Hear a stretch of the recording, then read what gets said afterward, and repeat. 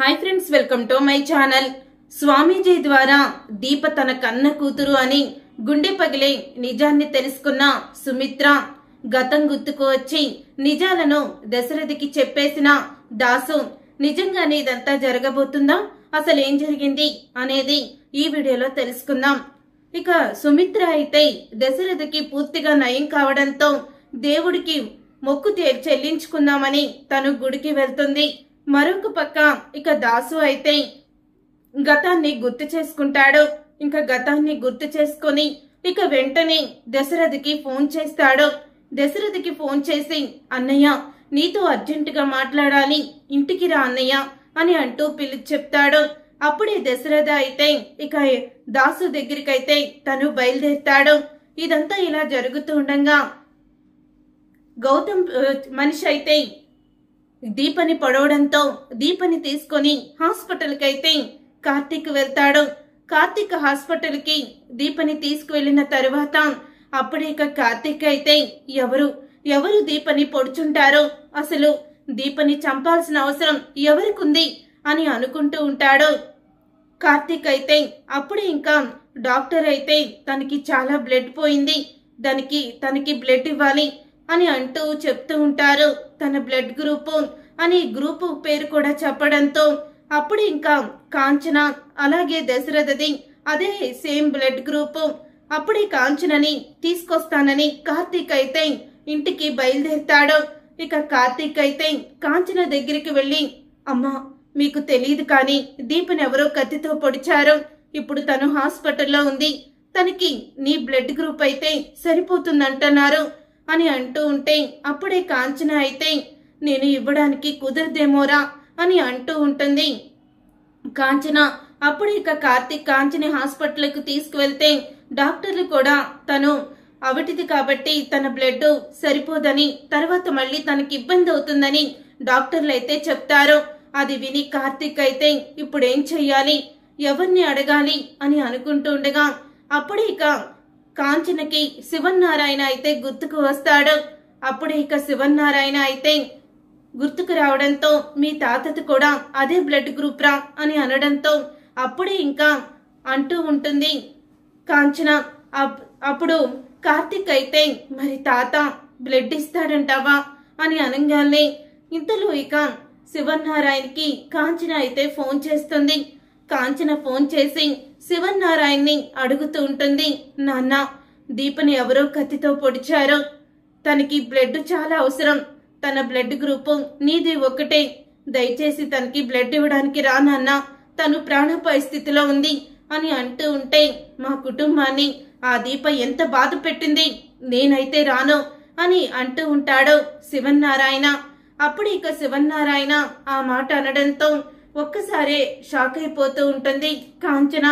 మీ తాత రానని చెప్పేశాడు అని అనగానే అప్పుడే ఇక చాలా బాధపడుతూ ఉంటాడు కార్తీక్. ఇంతలో ఇక సుమిత్ర గుడికి వెళ్తుంది. గుడికి వెళ్లిన సుమిత్రకి రమ్య అయితే ఎదురుపడుతుంది.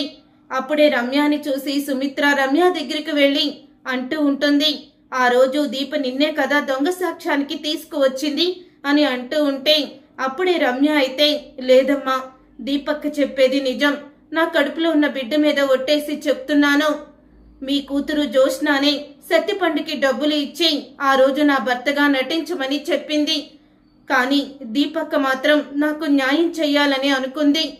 ఆ రోజు నేను నోరుగాని ఇప్పి నిజంగాని బయట పెడితే నా తల్లిదండ్రులను చంపేస్తానని సత్యపండు నన్ను బెదిరించాడు, అందుకే నేను నిజాన్ని బయట పెట్టలేకపోయాను అని అంటూ ఉంటుంది రమ్య.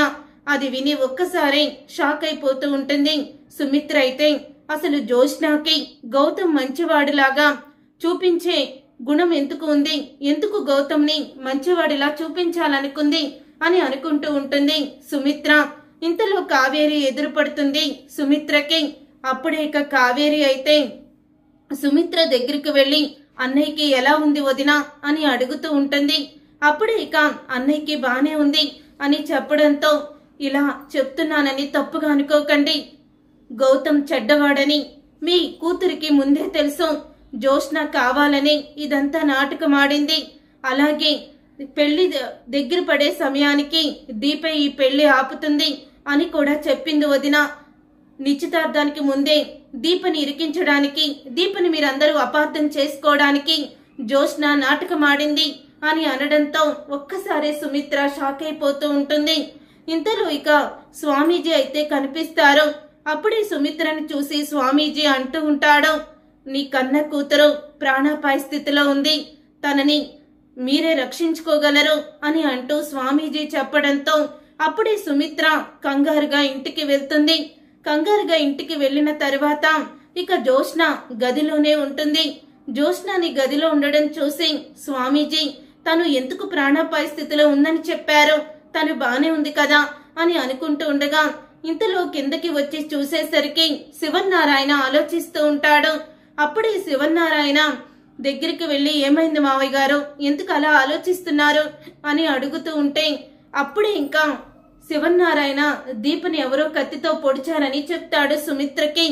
అది విని సుమిత్ర షాక్ అయిపోతూ, అసలు స్వామీజీ చెప్పింది దీప గురించా, దీప నా కన్న కూతురా, మరి జోష్న అని అనుకుంటూ, మావయ్య గారు చూస్తూ చూస్తూ వాళ్ళు మనకు అన్యాయం చేశారు కదా అని మనం కూడా అలా ఎలా ప్రవర్తిస్తామో, మనం చిన్నదాని గురించి శౌర్య గురించి అయినా దీపని కాపాడాలి, పదండి వెళ్దాం అని అంటూ సుమిత్ర శివన్నారాయణని తీసుకొని హాస్పిటల్ కి అయితే వస్తుంది.